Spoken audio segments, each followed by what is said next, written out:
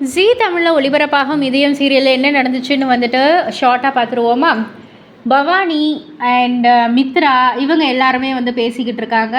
அந்த சமயம்னு பார்த்து பாரதி அங்கே வந்து சவால் விடுறாங்க. அதுக்கு பவானி வந்து சொல்கிறாங்க, நீ வந்துட்டு இப்படி எல்லாத்தையும் இழந்திருக்கக்குள்ளேயே சவால் விடுற பாரு அப்படின்ற மாதிரி கொஞ்சம் கோபமாக சொல்கிறாங்க. அதற்கு பாரதி வந்து சொல்கிறாங்க, மற்றவங்க சொத்தை வந்துட்டு இப்படி ஏமாற்றி பறித்து அதில் வாழ்ந்துக்கிட்டு இருக்கிற உனக்கே இவ்வளோ இருக்குன்னா எனக்கு இருக்கக்கூடாதா அப்படின்ற மாதிரி வந்து சொல்கிறாங்க.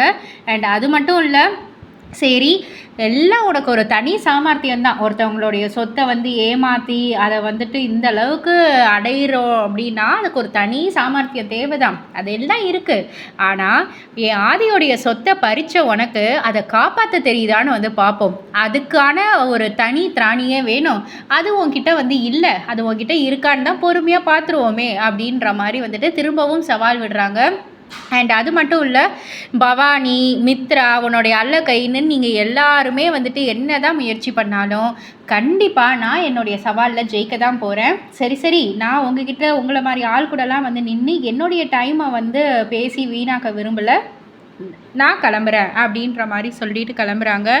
எல்லாருக்குமே பயங்கரமாக டென்ஷன் ஆகுது. பாரதியோடைய சவால் வந்துட்டு என்ன இவ்வளோ ஸ்ட்ராங்காக வந்து சொல்கிறாளே அப்படின்ற மாதிரி பயங்கரமாக டென்ஷன் ஆகுறாங்க.